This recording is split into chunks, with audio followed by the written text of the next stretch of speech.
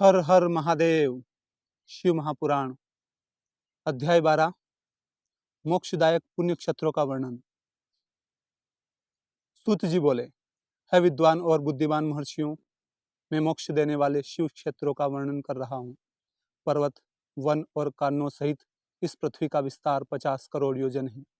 भगवान शिव की इच्छा से ही पृथ्वी ने सभी को धारण किया है।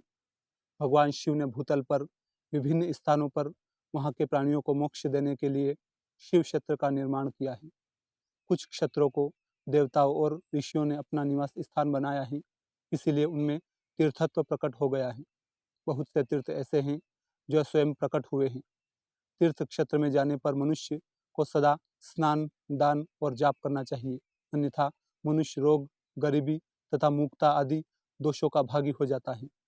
जो मनुष्य अपने देश में मृत्यु को प्राप्त होता है, वह इस पुण्य के फल से दोबारा मनुष्य योनि में जन्म प्राप्त करता है, परंतु पापी मनुष्य दुर्गति को ही प्राप्त करता है। है ब्राह्मणों, पुण्य क्षेत्र में किया गया पाप कर्म अधिक दृढ़ हो जाता है, अतः पुण्य क्षेत्र में निवास करते समय पाप कर्म से हमेशा बचना चाहिए।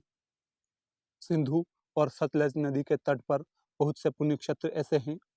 सरस्वती नदी परम पवित्र और 60 मुख वाली है, अर्थात उसकी 60 धाराएं हैं। इन धाराओं के तट पर निवास करने से परम पद की प्राप्ति होती है। हिमालय से निकली हुई पुण्य सलीला गंगा 100 मुख वाली नदी है। इसके तट पर काशी, प्रयाग आदि पुण्य क्षेत्र हैं। मकर राशि में सूर्य होने पर गंगा की तटभूमि अधिक प्रशस्त एवं पुण्यदायक हो जाती है। सोनभद्र नदी की 10 धाराएं हैं। बृहस्पति के मकर राशि में आने पर यह अत्यंत पवित्र तथा अभिष्ट फल देने वाली है। इस समय यहाँ स्नान और उपवास करने से विनायक पद की प्राप्ति होती है। पुण्य सलीला महानदी नर्मदा के 24 मुख हैं। इसमें स्नान करके तट पर निवास करने से मनुष्य को वैष्णव पद की प्राप्ति होती है। तमसा के 12 तथा रेवा के 10 मुख हैं। परम पुण्यमय गोदावरी के 21 मुख हैं। यह ब्रह्म हत्या तथा गोवध पाप का नाश करने वाली एवं रुद्रलोक को देने वाली है। कृष्णवेणी नदी समस्त पापों का नाश करने वाली है। इसके 18 मुख हैं तथा यह विष्णु लोक प्रदान करने वाली है। तुंगभद्रा 10 मुखी हैं एवं ब्रह्मलोक प्रदान करने वाली है। स्वर्णमुखी के 9 मुख हैं। ब्रह्मलोक से लौटे जीव इसी नदी के तट पर जन्म लेते हैं। सरस्वती नदी, पंपा सरोवर, कन्याकुमारी, अंतरीप तथा शुभकारक श्वेत नदी सभी पुण्य क्षेत्र हैं। इनके तट पर निवास करने से इंद्रलोक की प्राप्ति होती है। महानदी कावेरी परम पुण्यमयी है। इसके 27 मुख हैं। यह संपूर्ण अभिष्ट वस्तुओं को देने वाली है। इसके तट ब्रह्मा विष्णु का पद देने वाले हैं। कावेरी के जो तट शैव क्षेत्र के अंतर्गत हैं, वे अभिष्ट फल तथा शिवलोक प्रदान करने वाले हैं। नैमिषारण्य तथा बद्रिकाश्रम में सूर्य और बृहस्पति के मेष राशि में आने पर स्नान और पूजन करने से ब्रह्मलोक की प्राप्ति होती है। सिंह और कर्क राशि में सूर्य की संक्रांति होने पर सिंधु नदी में किया स्नान तथा केदार तीर्थ के जल का पान एवं स्नान ज्ञानदायक माना जाता है।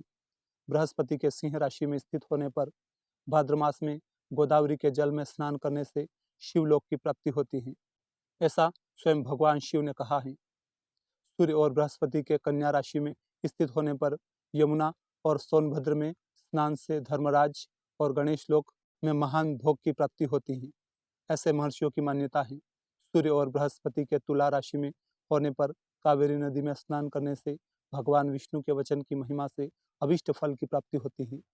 मार्गशीर्ष माह में सूर्य और बृहस्पति के वृश्चिक राशि में आने पर नर्मदा में स्नान करने से विष्णु पद की प्राप्ति होती है। सूर्य और बृहस्पति के धनु राशि में होने पर स्वर्णमुखी नदी में किया स्नान शिवलोक प्रदान करने वाला है। मकर राशि में सूर्य और बृहस्पति के मेघ मास में होने पर गंगा जी में किया गया स्नान शिवलोक प्रदान करने वाला है। शिवलोक के पश्चात ब्रह्मा और विष्णु के स्थानों में सुख भोग कर अंत में मनुष्य को ज्ञान की प्राप्ति होती है। माघ मास में सूर्य के कुंभ राशि में होने पर फाल्गुन मास में गंगा तट पर किया श्राद्ध, पिंडदान अथवा तिलोदक दान पिता और नाना दोनों कुलों के पितरों की अनेक पीढ़ियों का उद्धार करने वाला है। गंगा एवं कावेरी नदी का आश्रय लेकर तीर्थवास करने से पाप का नाश हो जाता है। ताम्रपर्णी और वेगवती नदियां ब्रह्मलोक की प्राप्ति रूप फल देने वाली हैं। इनके तट पर स्वर्गदायक क्षेत्र हैं। इन नदियों के मध्य में बहुत से पुण्य क्षेत्र हैं। यहाँ निवास करने वाला मनुष्य अभिष्ट फल का भागी होता है।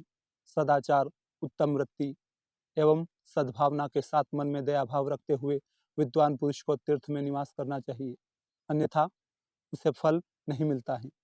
पुण्य क्षेत्र में जीवन बिताने का निश्चय करने पर तथा वास करने पर पहले का सारा पाप तत्काल नष्ट हो जाएगा, क्योंकि पुण्य को ऐश्वर्यदायक कहा जाता है ब्राह्मणों, तीर्थ में वास करने पर उत्पन्न पुण्य कायिक, वाचिक और मानसिक सभी पापों का नाश कर देता है। तीर्थ में किया गया स्नान मानसिक पाप कई कल्पों तक पीछा नहीं छोड़ता, यह केवल ध्यान से ही नष्ट हो जाता है। वाचिक पाप जाप से तथा कायिक पाप शरीर को सुखाने जैसे कठोर तप से नष्ट होता है। अतः सुख चाहने वाले पुरुष को देवताओं की पूजा करते हुए और ब्राह्मणों को दान देते हुए पाप से बचकर ही तीर्थ में निवास करना चाहिए।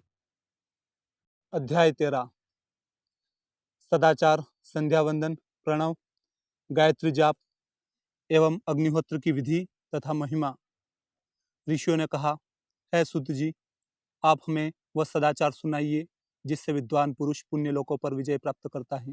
स्वर्ग प्रदान करने वाले धर्ममय तथा नरक का कष्ट देने वाले अधर्ममय आचारों का वर्णन कीजिए। सूत जी बोले, सदाचार का पालन करने वाला मनुष्य ही ब्राह्मण कहलाने का अधिकारी है। वेदों के अनुसार आचार का पालन करने वाले एवं वेद के अभ्यासी ब्राह्मण को विप्र कहते हैं। सदाचार, वेदाचार तथा विद्या गुणों से युक्त होने पर उसे द्विज कहते हैं। वेदों का कम आचार तथा कम अध्ययन करने वाले एवं राजा के पुरोहित अथवा सेवक ब्राह्मण को क्षत्रिय ब्राह्मण कहते हैं।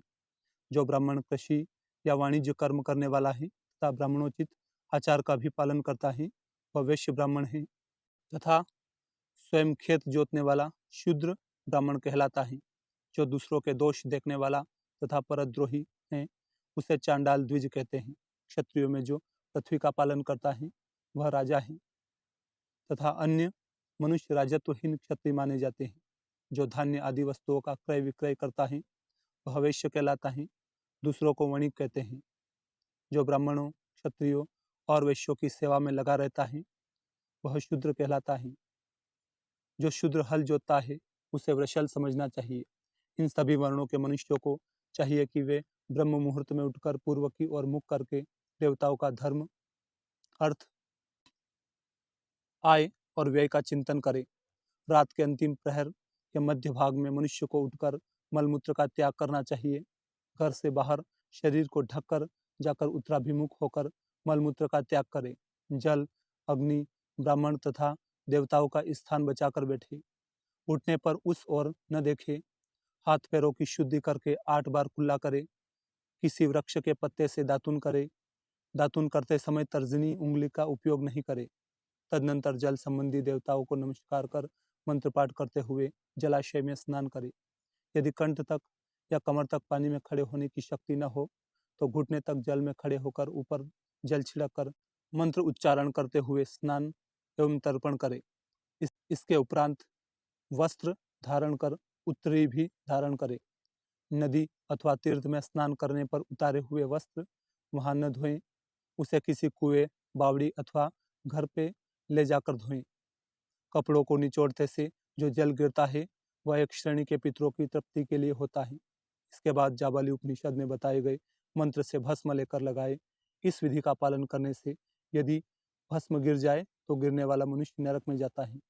आपोहिष्टा मंत्र से पाप शांति के लिए सिर पर जल छिड़क कर यस्य क्षयाय मंत्र पढ़कर पैर पर जल छिड़के। आपोहिष्टा में 3 ऋचाएं हैं। पहली ऋचा का पाठ कर पैर, मस्तक और हृदय में जल छिड़के। दूसरी ऋचा का पाठ कर मस्तक, हृदय और पैर पर जल छिड़के। तीसरी ऋचा का पाठ करके हृदय, मस्तक और पैर पर जल छिड़के। इस प्रकार के स्नान को मंत्र स्नान कहते हैं। किसी अपवित्र वस्तु से स्पर्श हो जाने पर, स्वास्थ्य ठीक न रहने पर, यात्रा में या जल उपलब्ध न होने की दशा में मंत्र स्नान करना चाहिए। प्रातःकाल की संध्योपासना में गायत्री मंत्र का जाप करके 3 बार सूर्य को अर्घ्य दे।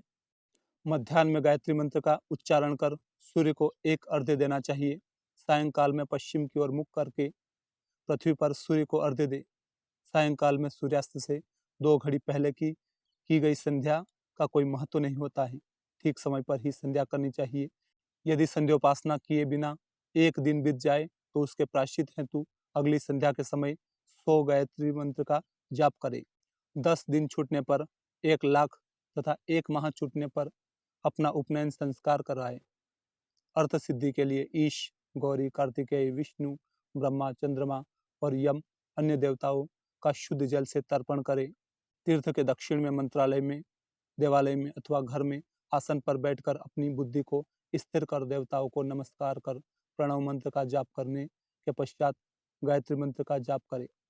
प्रणव के अ, उ और म तीनों अक्षरों में जीव और ब्रह्म की एकता का प्रतिपादन होता है। अतः प्रणव मंत्र का जाप करते समय मन में यह भावना होनी चाहिए कि हम तीनों लोकों की सृष्टि करने वाले ब्रह्मा, पालन करने वाले विष्णु तथा संहार करने वाले रुद्र की उपासना कर रहे हैं। यह ब्रह्म स्वरूप ओमकार हमारी कर्मेंद्रियों, ज्ञानेंद्रियों, मन की वृत्तियों तथा बुद्धि वृत्तियों को सदा भोग और मोक्ष प्रदान करने वाले धर्म एवं ज्ञान की ओर प्रेरित करे। प्रातःकाल 1 सहस्त्र गायत्री मंत्र का जाप करना चाहिए। मध्याह्न में 100 बार तथा सायंकाल 28 बार जाप करें। अन्य वर्णों में मनुष्यों को सामर्थ्य के अनुसार जाप करना चाहिए। हमारे शरीर के भीतर मूलाधार, स्वादिष्टान, मणिपुर, अनाहत, आज्ञा और सहस्त्रार नामक 6 चक्र हैं। इन चक्रों में क्रमशः विदेश्वर, ब्रह्मा, विष्णु, ईश, जीवात्मा और परमेश्वर स्थित हैं। सद्भावना पूर्वक श्वास के साथ सोहम का जाप करें। 1000 बार किया गया जाप ब्रह्मलोक प्रदान करने वाला है। 100 बार किया गया जाप से इंद्र पद की प्राप्ति होती है। आत्मरक्षा के लिए जो मनुष्य अल्प मात्रा में इसका जाप करता है वह ब्राह्मण कुल में जन्म लेता है। 12 लाख गायत्री का जाप करने वाला मनुष्य ब्राह्मण कहा जाता है। जिस ब्राह्मण ने 1 लाख गायत्री का जप न किया हो उसे वैदिक कार्यों में न लगाए। यदि एक दिन उल्लंघन हो जाए तो अगले दिन उसके बदले में उतने अधिक मंत्रों का जाप करना चाहिए। ऐसा करने से दोषों की शांति होती है, धर्म से अर्थ की प्राप्ति होती है, अर्थ से भोग सुलभ होते हैं और भोग से वैराग्य की संभावना होती है। धर्म पूर्वक उपार्जित धन से भोग प्राप्त होता है, उससे भोगों के प्रति आसक्ति उत्पन्न होती है। मनुष्य धर्म से धन पाता है तथा तपस्याओं से दिव्य रूप प्राप्त करता है। कामनाओं का त्याग करने से अंतःकरण की शुद्धि होती है, उस शुद्धि से ज्ञान का उदय होता है। सतयुग में तप को तथा कलयुग में दान को धर्म का अच्छा साधन माना गया है। सतयुग में ध्यान से, त्रेता में तपस्या से और द्वापर में यज्ञ करने से ज्ञान की सिद्धि होती है, परंतु कलयुग में प्रतिमा की पूजा से ज्ञान लाभ होता है। अधर्म हिंसात्मक और दुख देने वाला है, धर्म से सुख व अभ्युदय की प्राप्ति होती है। दुराचार से दुख तथा सदाचार से सुख प्राप्त होता है। अतः भोग और मोक्ष की सिद्धि के लिए धर्म का उपार्जन करना चाहिए। किसी ब्राह्मण को 100 वर्ष के लिए जीवन निर्वाह की सामग्री देने पर ही ब्रह्मलोक की प्राप्ति होती है। 1 सहस्त्र चंद्रायण व्रत का अनुष्ठान ब्रह्मलोक दायक माना जाता है। दान देने वाला पुरुष जिस देवता को सामने रखकर दान करता है, अर्थात जिस देवता को वह दान द्वारा प्रसन्न करना चाहता है, उसी देवता का लोक उसे प्राप्त होता है। धनहीन पुरुष तपस्या कर अक्षय सुख को प्राप्त करता है। ब्राह्मण को दान ग्रहण कर तथा यज्ञ करके धन का अर्जन करना चाहिए। क्षत्रिय बाहुबल से तथा वैश्य कृषि एवं गोरक्षा से धन का उपार्जन करे। इस प्रकार न्याय से उपार्जित धन को दान करने से दाता को ज्ञान की सिद्धि प्राप्त होती है एवं ज्ञान से ही मोक्ष की प्राप्ति सुलभ होती है। गृहस्थ मनुष्य को धन धान्य आदि सभी वस्तुओं का दान करना चाहिए। जिसके अन्न को खाकर मनुष्य कथा श्रवण तथा सदकर्म का पालन करता है तो उसका आधा फल दाता को मिलता है। दान देने वाले मनुष्य को दान में प्राप्त वस्तु का दान तथा तपस्या द्वारा पाप की शुद्धि करनी चाहिए। उसे अपने धन के 3 भाग करने चाहिए, एक धर्म के लिए, दूसरा वृद्धि के लिए और तीसरा उपभोग के लिए। धर्म के लिए रखे धन से नित्य नैमित्तिक और इच्छित कार्य करे। वृद्धि के लिए रखे हुए धन से ऐसा व्यापार करे जिससे धन की प्राप्ति हो और उपभोग के लिए धन से पवित्र भोग भोगे। खेती से प्राप्त धन का 10वां भाग दान कर दे, इससे पाप की शुद्धि होती है। वृद्धि के लिए किए गए व्यापार से प्राप्त धन का 6वां भाग दान करना चाहिए। विद्वान को चाहिए कि वह दूसरों के दोषों का बखान न करे। विद्वान पुरुष ऐसी बात न कहे जो समस्त प्राणियों के हृदय में रोष पैदा करने वाली हो। दोनों संध्याओं के समय अग्नि को विधि पूर्वक दी हुई आहुति से संतुष्ट करे।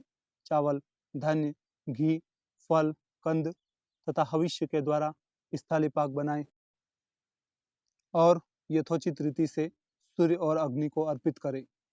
यदि दोनों समय अग्निहोत्र करने से असमर्थ हो तो संध्या के समय जाप और सूर्य की वंदना कर ले। आत्मज्ञान की इच्छा रखने वाले तथा धनी पुरुषों को इसी प्रकार उपासना करनी चाहिए। जो मनुष्य सदा ब्रह्म यज्ञ करते हैं, देवताओं की पूजा, अग्नि पूजा और गुरु पूजा प्रतिदिन करते हैं तथा ब्राह्मणों को भोजन और दक्षिणा देते हैं, वे स्वर्गलोक के भागी होते हैं। अध्याय 14 अग्नियज्ञ, देवयज्ञ और ब्रह्मयज्ञ का वर्णन। ऋषियों ने कहा, है प्रभु, अग्नियज्ञ, देवयज्ञ और ब्रह्मयज्ञ का वर्णन करके हमें कृतार्थ करे। सूत जी बोले, है महर्षियों, गृहस्थ पुरुषों के लिए प्रातः और सायंकाल अग्नि में 2 चावल और द्रव्य की आहुति ही अग्नियज्ञ है। ब्रह्मचारियों के लिए समिधा का दान देना ही अग्नियज्ञ है, अर्थात अग्नि में सामग्री की आहुति देना उनके लिए अग्नियज्ञ है। द्विजों का जब तक विवाह न हो जाए उनके लिए अग्नि में समिधा की आहुति, व्रत और जाप करना ही अग्नियज्ञ है। द्विजों, जिसने अग्नि को विसर्जित कर उसे अपनी आत्मा में स्थापित कर लिया है, ऐसे वानप्रस्थियों और सन्यासियों के लिए यही अग्नियज्ञ है। वे समय पर हितकर और पवित्र अन्न का भोजन कर लें। ब्राह्मणों, सायंकाल अग्नि के लिए दी आहुति से संपत्ति की प्राप्ति होती है तथा प्रातःकाल सूर्यदेव को दी हुई आहुति से आयु और वृद्धि की प्राप्ति होती है। दिन में अग्निदेव सूर्य में प्रविष्ट हो जाते हैं, अतः प्रातःकाल सूर्य को दी हुई आहुति अग्नियज्ञ के समान होती है। इंद्र आदि समस्त देवताओं को प्राप्त करने के उद्देश्य से जो आहुति अग्नि में दी जाती है वह देवयज्ञ कहलाती है। लौकिक अग्नि में प्रतिष्ठित जो संस्कार नैमित्तिक हवन कर्म है वह देवयज्ञ है। देवताओं को प्रसन्न करने के लिए नियम से विधि पूर्वक किया गया यज्ञ ही देवयज्ञ है। वेदों के नित्य अध्ययन और स्वाध्याय को ब्रह्मयज्ञ कहते हैं। मनुष्य को देवताओं की तृप्ति के लिए प्रतिदिन ब्रह्मयज्ञ करना चाहिए। प्रातःकाल और सायंकाल को ही इसे किया जा सकता है। अग्नि के बिना देवयज्ञ कैसे होता है, इसे श्रद्धा और आदर से सुनो। सृष्टि के आरंभ में सर्वज्ञ और सर्वसमर्थ महादेव शिव जी ने समस्त लोगों के उपकार के लिए वारों की कल्पना की। भगवान शिव संसार रूपी रोग को दूर करने के लिए वैद्य हैं, सबके ज्ञाता और समस्त औषधि के औषध हैं। भगवान शिव ने सबसे पहले अपने वार की रचना की जो आरोग्य प्रदान करने वाला है। तत्पश्चात अपनी माया शक्ति का वार बनाया जो संपत्ति प्रदान करने वाला है। जन्म काल में दुर्गतिग्रस्त बालक की रक्षा के लिए कुमार के वार की कल्पना की। आलस्य और पाप की निवृत्ति और समस्त लोगों का हित करने की इच्छा से लोक रक्षक भगवान विष्णु का वार बनाया। इसके बाद शिव जी ने पुष्टि और रक्षा के लिए आयुकर्ता त्रिलोक सृष्टा परमेष्टि ब्रह्मा का आयुष्कारक वार बनाया। तीनों लोकों की वृद्धि के लिए सबसे पहले पुण्य पाप की रचना होने पर लोगों को शुभाशुभ फल देने वाले इंद्र और यम के वारों का निर्माण किया। ये वार भोग देने वाले तथा मृत्यु भय को दूर करने वाले हैं। इनके उपरांत भगवान शिव ने 7 ग्रहों को इन वारों का स्वामी निश्चित किया। ये सभी ग्रह नक्षत्र ज्योतिर्मय मंडल में प्रतिष्ठित हैं। शिव के वार के स्वामी सूर्य हैं। शक्ति संबंधी वार के स्वामी सोम कुमार, संबंधी वार के अधिपति मंगल, विष्णुवार के स्वामी बुध, ब्रह्मा जी के वार के स्वामी बृहस्पति, इंद्रवार के स्वामी शुक्र और यमवार के स्वामी शनि हैं। अपने अपने वार में की गई देवताओं की पूजा उनके फलों को देने वाली होती है। सूर्य आरोग्य और चंद्रमा संपत्ति के दाता हैं। बुध व्याधियों के निवारक और बुद्धि प्रदाता हैं। बृहस्पति आयु की वृद्धि करते हैं। शुक्र भोग देते हैं। शनि मृत्यु का निवारण करते हैं। इन 7 वारों के फल उनके देवताओं के पूजन से प्राप्त होते हैं। अन्य देवताओं की पूजा का फल भी भगवान शिव ही देते हैं। देवताओं की प्रसन्नता के लिए पूजा की 5 पद्धतियां हैं। पहले उन देवताओं के मंत्रों का जाप, दूसरा होम, तीसरा दान, चौथा तप, पांचवा वेदी पर प्रतिमा में अग्नि अथवा ब्राह्मण के शरीर में प्रविष्ट देव की भावना करके 16 उपचारों से पूजा तथा आराधना करना। दोनों नेत्रों तथा मस्तक के रोग में कुष्ठ रोग की शांति के लिए भगवान सूर्य की पूजा करके ब्राह्मणों को भोजन कराएं। इससे यदि प्रबल प्रारब्ध का निर्माण हो जाए तो जरा एवं रोगों का नाश हो जाता है। इष्ट देव के नाम मंत्रों का जाप वार के अनुसार फल देते हैं। रविवार को सूर्यदेव व अन्य देवताओं के लिए तथा अन्य ब्राह्मणों के लिए विशिष्ट वस्तु अर्पित करें। यह साधन विशिष्ट फल देने वाला होता है तथा इसके द्वारा पापों की शांति होती है। सोमवार को संपत्ति व लक्ष्मी की प्राप्ति के लिए लक्ष्मी की पूजा करें तथा पत्नी के साथ ब्राह्मणों को घी में पका हुआ अन्न का भोजन कराएं। मंगलवार को रोगों की शांति के लिए काली की पूजा करें। उड़द, मूंग और अरहर की दाल से युक्त अन्न का भोजन ब्राह्मणों को कराएं। बुधवार को दधि युक्त अन्न से भगवान शिव का पूजन करें। ऐसा करने से पुत्र मित्र की प्राप्ति होती है। जो दीर्घायु होने की इच्छा रखते हैं वे बृहस्पतिवार को देवताओं का वस्त्र, यज्ञोपवीत और घी मिश्रित खीर से पूजन करें। भोगों की प्राप्ति के लिए शुक्रवार को एकाग्रचित होकर देवताओं का पूजन करें और ब्राह्मणों की तृप्ति के लिए षड्रस युक्त अन्न दे। स्त्रियों की प्रसन्नता के लिए सुंदर वस्त्र का विधान करें। शनिवार अपमृत्यु का निवारण करने वाला है। इस दिन रुद्र की पूजा करें। तिल के होम और दान से देवताओं को संतुष्ट करके ब्राह्मणों को तिल मिश्रित भोजन कराए। इस तरह से देवताओं की पूजा करने से आरोग्य एवं उत्तम फल की प्राप्ति होती है। देवताओं के नित्य विशेष पूजन, स्नान, दान, जाप, होम तथा ब्राह्मण तर्पण एवं रवि आदि वारों में विशेष तिथि और नक्षत्रों का योग प्राप्त होने पर विभिन्न देवताओं के पूजन में जगदीश्वर भगवान शिव की उत्तम देवताओं के रूप में पूजित होकर सब लोगों को आरोग्य फल प्रदान करते हैं। देश, काल, पात्र, द्रव्य, श्रद्धा एवं लोक के अनुसार उनका ध्यान करते हुए महादेव जी की आराधना करने वालों को आरोग्य आदि फल देते हैं। मंगल कार्यों के आरंभ में और अशुभ कार्यों के अंत में तथा जन्म नक्षत्रों के आने पर गृहस्थ पुरुष अपने घर में आरोग्य की समृद्धि के लिए सूर्य ग्रह का पूजन करे। इससे सिद्ध होता है कि देवताओं का पूजन संपूर्ण अभिष्ट वस्तुओं को देने वाला है।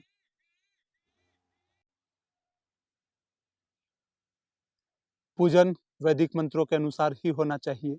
शुभ फल की इच्छा रखने वाले मनुष्यों को सातों दिन अपनी शक्ति के अनुसार देव पूजन करना चाहिए। निर्धन मनुष्य तपस्या और व्रत आदि से तथा धनी धन के द्वारा देवी देवताओं की आराधना करे। जो मनुष्य श्रद्धापूर्वक इस तरह के धर्म का अनुष्ठान करता है वह पुण्य लोक के अनेक प्रकार के फल भोग कर पुनः इस पृथ्वी पर जन्म ग्रहण करता है। धनवान पुरुष सदा भोग सिद्धि के लिए मार्ग में वृक्ष लगाकर लोगों के लिए छाया की व्यवस्था करते हैं और उनके लिए कुएं बावली बनवाकर पानी की व्यवस्था करते हैं। वेद शास्त्रों की प्रतिष्ठा के लिए पाकशाला का निर्माण या अन्य किसी भी प्रकार से धर्म का संग्रह करते हैं और स्वर्गलोक को प्राप्त होते हैं। समयानुसार पुण्य कर्मों के परिपाक से अंतःकरण शुद्ध होने पर ज्ञान की सिद्धि होती है। द्विजो, इस अध्याय को जो सुनता, पढ़ता अथवा सुनने की व्यवस्था करता है उसे देवयज्ञ का फल प्राप्त होता है।